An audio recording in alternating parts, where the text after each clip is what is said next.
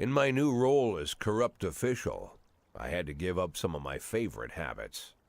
I couldn't turn off my phone when my head ached. Couldn't sleep till noon on Saturday and let the rest of HQ take up the slack. No more days off to go fishing. But my weekly visit to the old colony club was more like tradition. One night a week, I absorbed cigar smoke, the vague smell of alcohol, the stench of urine, all mixed with toxic levels of old drunken belches. Same picture it was 30 years ago. Tradition's gotta be honored. And to stay faithful to the tradition, you've got to respect the standard rituals. When you're about to roll out of the club, you need to take a deep breath and count to 100. If your stomach doesn't do a backflip, you should be good to make it home. This time I only got up to 60. I was interrupted. Why? You look even better than you do on TV. There's nothing more impolite than approaching people in the alley at the old colony. This is the most private place in the city. All who enter here dirty their shoes with the most elite stream of vomit in Freeburg. This asphalt has been blessed by judges, lawyers, artists, businessmen, and all our politicians. Takes a lot of balls to crash the party. My head was a drunken haze, but I knew who he was. A cartoon gangster suit straight out of Dick Tracy. Fancy voice, fruit cologne, sassy strut. That's how the newspapers described Vikas Varga, rising star in Freeburg's criminal underworld. He appeared out of nowhere, and with the support of the local punks, Varga broke all the old rules of organized crime. He killed those who could not be killed, traded what could not be traded, and robbed those who could not be robbed. In just a single month, this man had gathered an incredible amount of power.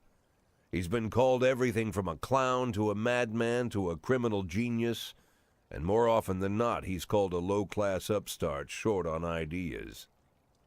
But if Vargas was one of the old crime bosses, he'd have been cut into pieces and fed to the river. Look past this guy's arrogance, and there's something about him. The city is still deciding what to do with him. Meanwhile, he's burning down the houses of old city mobsters. Not the best time to talk, Mr. Varga. Well, you know my name. I'm flattered, although not very surprised, to be honest. I might be a little short on manners. Like they say in your fair city, with the right manners, you can go anywhere. Well, I don't want to go anywhere. I want to stay right here. Even the criminal world needs manners, Mr. Varga. And one of them is this. Don't interfere with a drunken cop who's trying to take a shit and puke at the same time. Oh, you exaggerate. But is Freeburg always so gentle with its officers? You've been a bit roughed up lately. I see you already know Freeburg quite well, Mr. Varga. Well, I love to learn and look around. But I do know that the inhabitants of this fair city should be friends, Jack. Maybe it's true I don't have the best manners. After all, it's only polite for friends to share their phone numbers.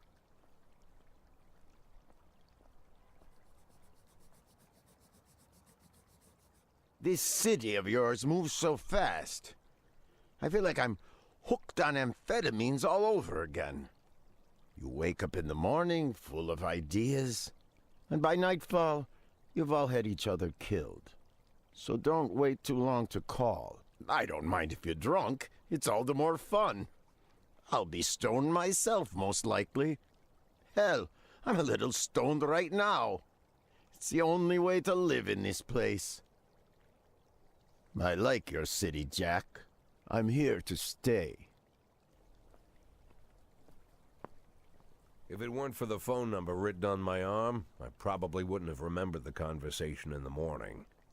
But there was no reason to worry. I'd be getting a reminder soon.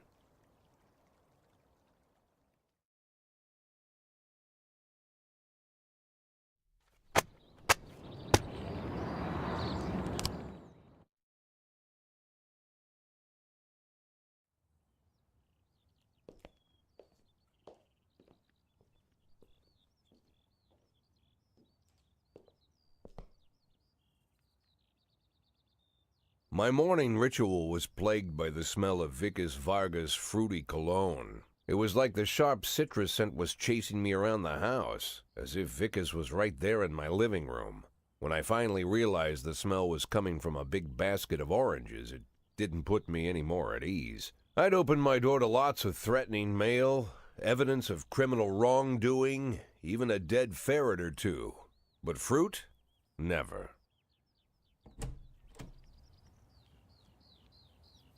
You the fruit guy? Excuse me? Was it you that brought the basket of oranges? Nah, it was here when I arrived. Fine.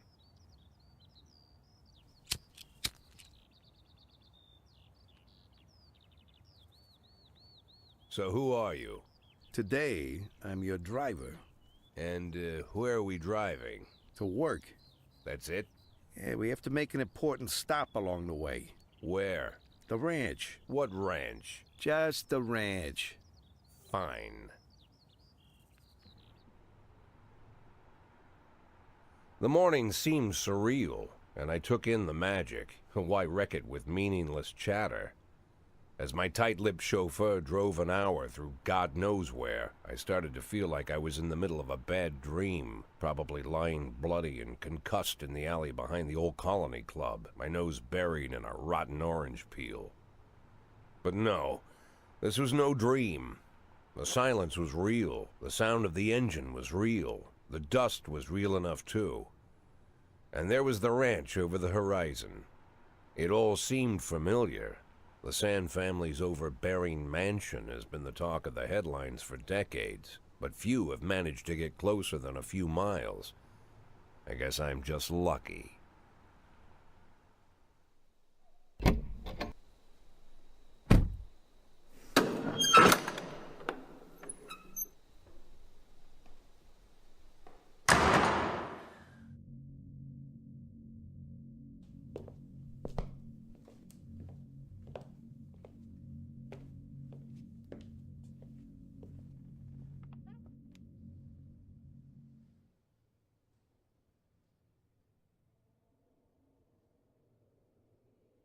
I didn't know you took private meetings, Mr. Sand. Only if I expect good company. I'm surprised my company ranks at all. Today, yes. Today is a special day. So it seems. Do you often go to the old Colony Club, Jack? Every week. Meet any interesting people there? As a rule, no. Sometimes you make a date, right? Sometimes make new friends. Sometimes, I guess. But that's not why I go. And why? I consider it a hobby. A hobby. Do you know anything about my hobbies? Well, judging by the half-dozen animal skins I stepped on walking over here, it's not much of a reach to say you like hunting. Love it. Well, I say that now. It seemed so tedious when I was a child. Took ever so long. But now I'm older. I've developed a new talent. What talent is that? Patience. The will to wait for the right moment. Let's say you want a deer. You know, you deserve it. You've even decided what dishes its meat will go to and where you'll mount its horns. But to get that deer, you've got to wait. To sit in the bushes and stay nice and quiet. Professional hunters will tell you that the hunt is a rare craft. There are many rules. It's shrouded in mystery and ancient skill. Well, that's all complete nonsense. To get a deer, you just sit on the sidelines for a long enough time, pinpoint the moment when it's finally time to shoot. I learned the talent, Jack, but not like you, oh, Jack. You truly are the master. I don't understand. Oh, come on, Jack. I know about the 500,000. I know your plan. Kendrick told me everything. Needless to say, I'm impressed. While some people learn to hold their breath for minutes on end and not to rustle the leaves too loudly, why you decided to just become the foliage. You turned yourself into a bush, surrounded by deer who've been so fruitfully multiplying for decades. But all this time you've held your rifle at the ready. Forgive an old man his imagery, Jack. I've the heart of a poet, I confess. Look, I don't know what was said between you and Kendrick, but it sounds like you got it wrong. Oh, I think I understand everything just fine. And I think we understand each other quite well. Jack, in the coming war, we'll make excellent partners. What war? One war falls upon every generation. My grandfather drove out the Ambersons back when he was 27. My father destroyed that psychopath gangster Maurice Bell when he was a sprightly 30. At 69, I'd begun to think my war had passed me over. But my time has come at last. Tomorrow Vicus Varga declares war, and I'm obliged to answer. So, we're talking about Varga now. I don't know how he thinks. I don't even know whether he plans his actions or not. I can't divine his purpose. Hell, I don't even know where he comes from. He's a man not of our breed, wouldn't you say? But when he arrived here, I invited him in, told him we could work together. An official invitation penned in my own hand and written on some very expensive paper. And can you imagine his reply? A fruit basket. What sense can be made of such a message? I guess it means whatever you want it to. Precisely. I'm late for work, Mr. Sand. You know, Jack, I could just give you $500,000 right now, cash, whatever denominations you like. But I would never insult you so.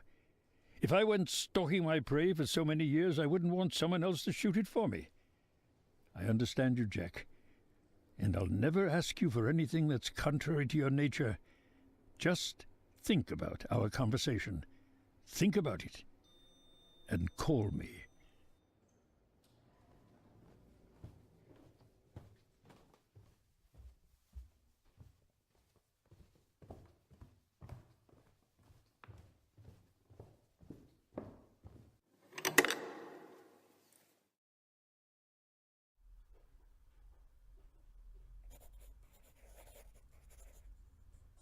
Like I said, it's a whole new life, and I've had to give up some old habits. One of them, keeping away from things that don't concern me. Now I can't afford the luxury. This spotlight I'm under, concerns is all I got.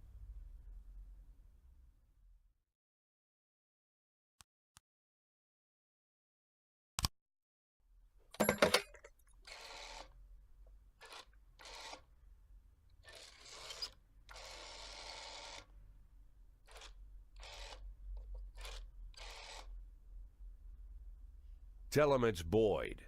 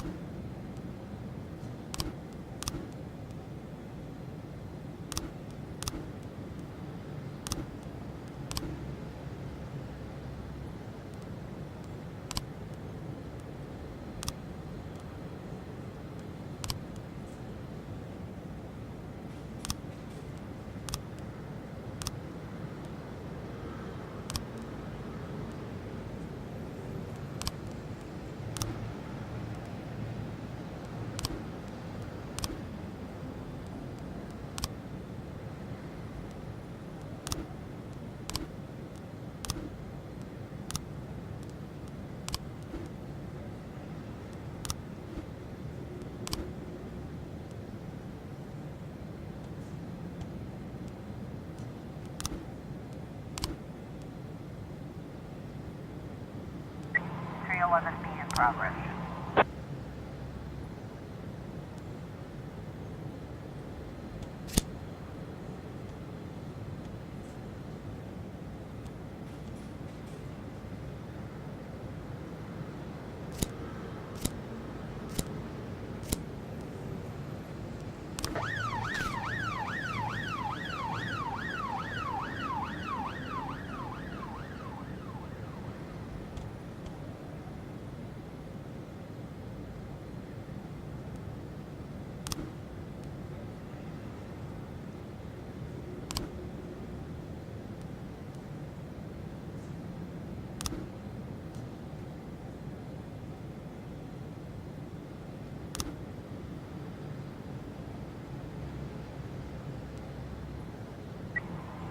West, trying to raise TN1, Sergeant Southpaw. 311 412A in progress.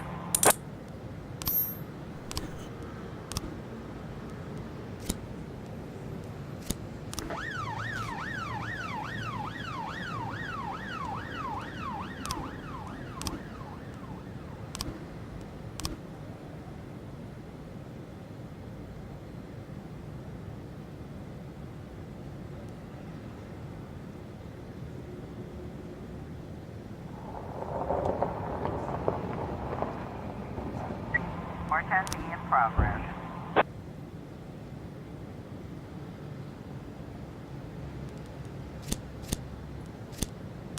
Officer on scene. Looks like we have a situation here.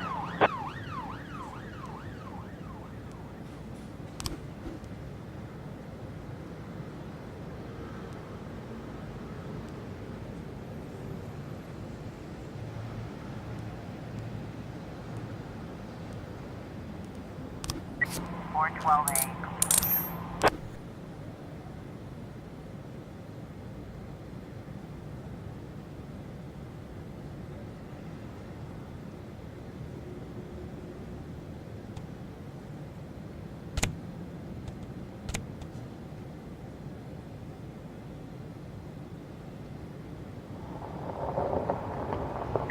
Four 10B complete.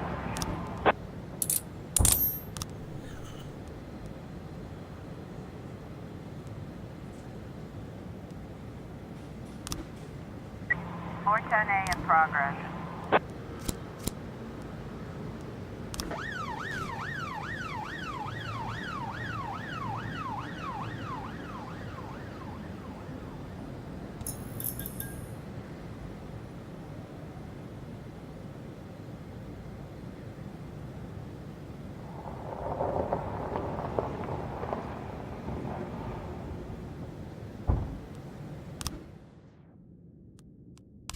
Four 10A complete.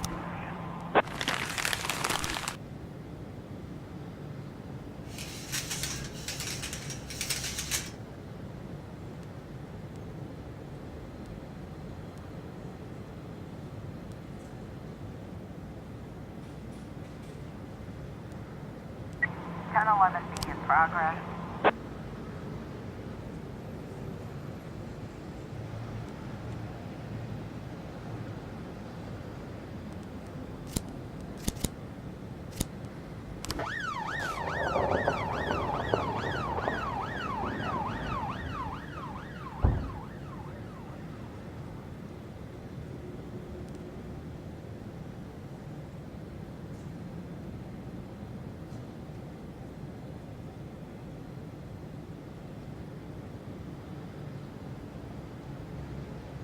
Officer on scene. Looks like we have a situation here. 1011B complete.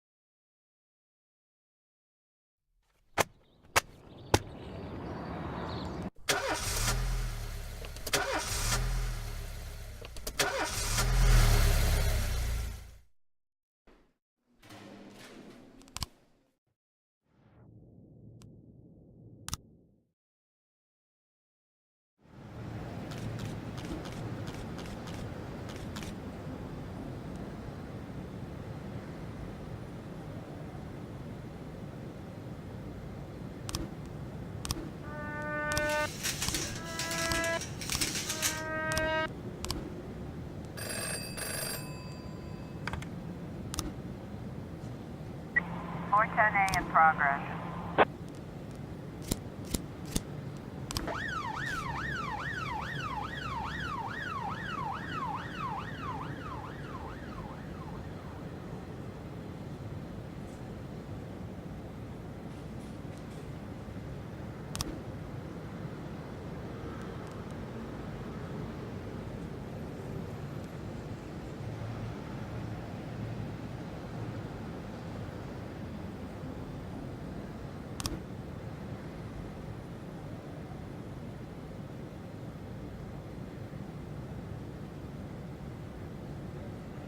410A complete.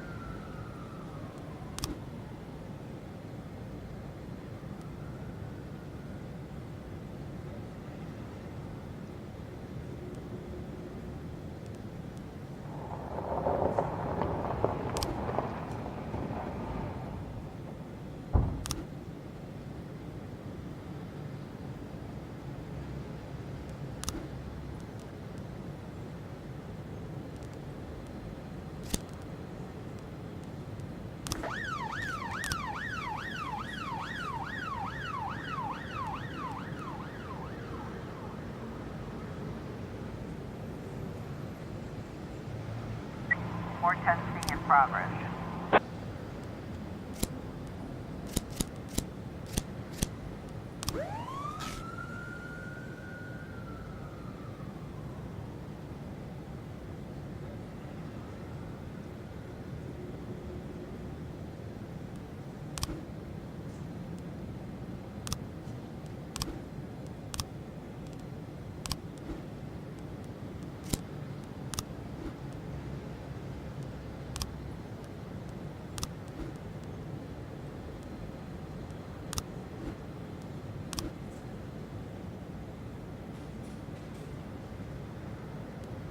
More testing complete.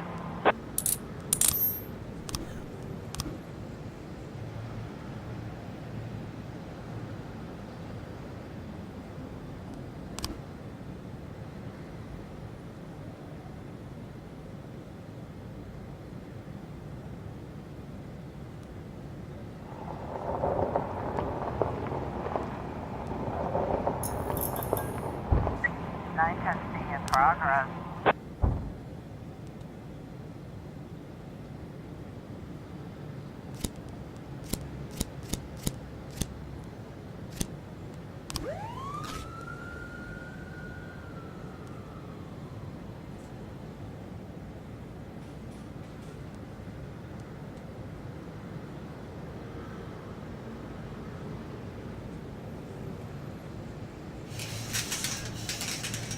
Looks like we have a situation here.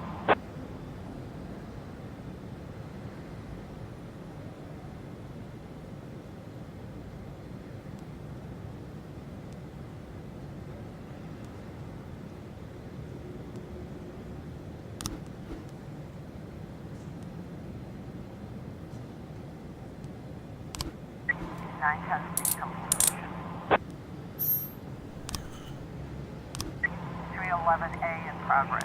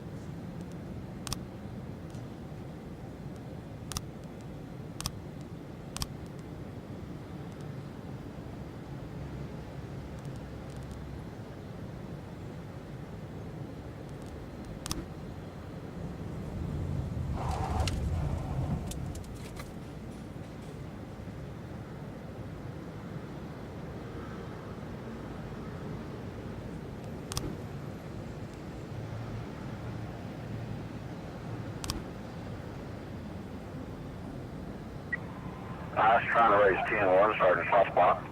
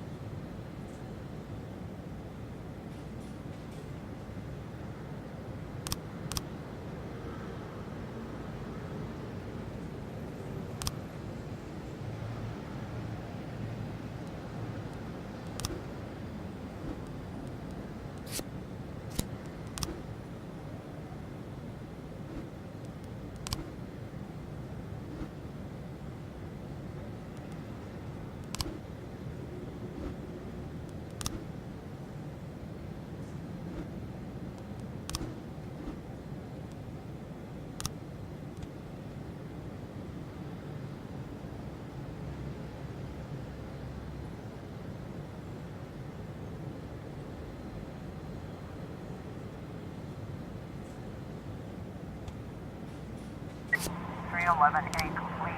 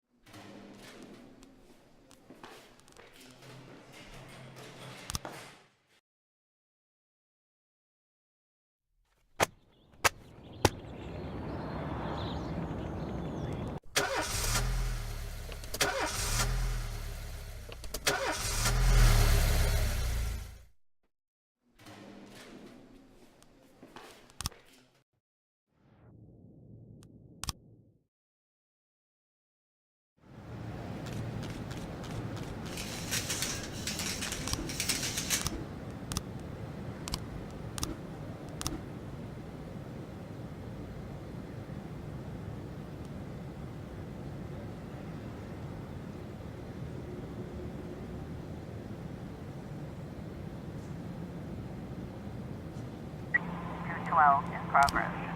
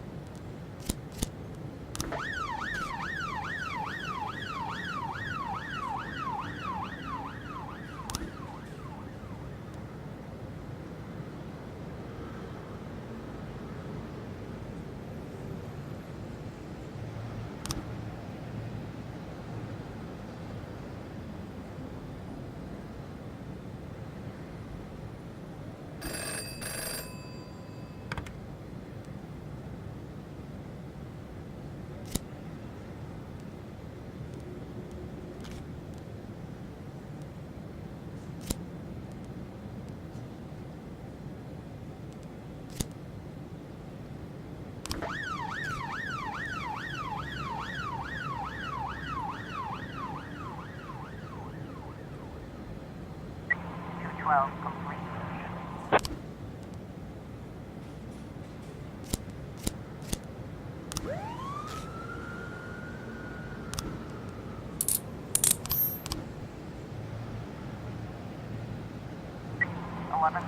In progress.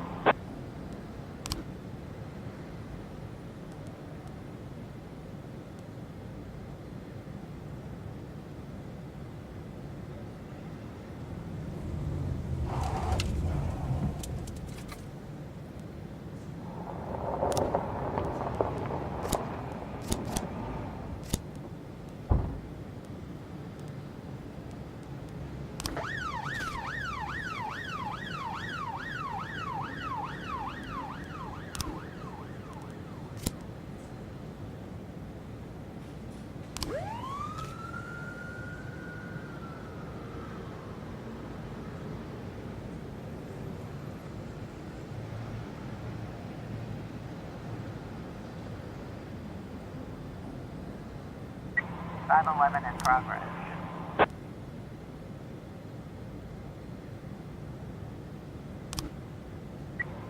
I was trying to raise 10-1, Sergeant Hot Spot.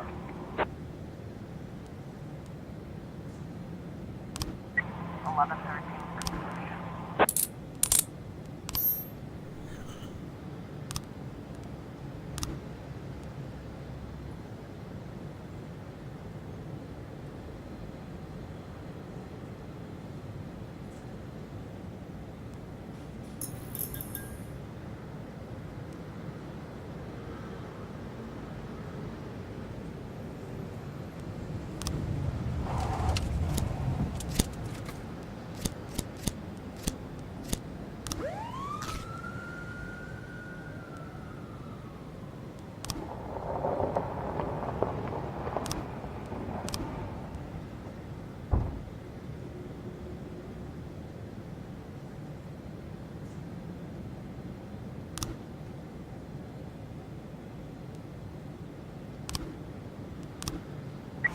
1210 in progress.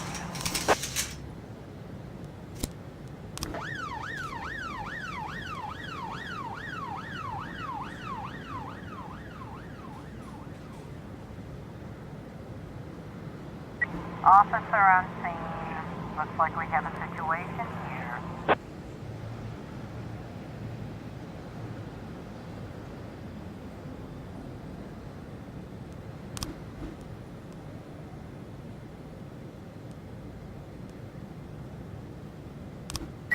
I'm 11.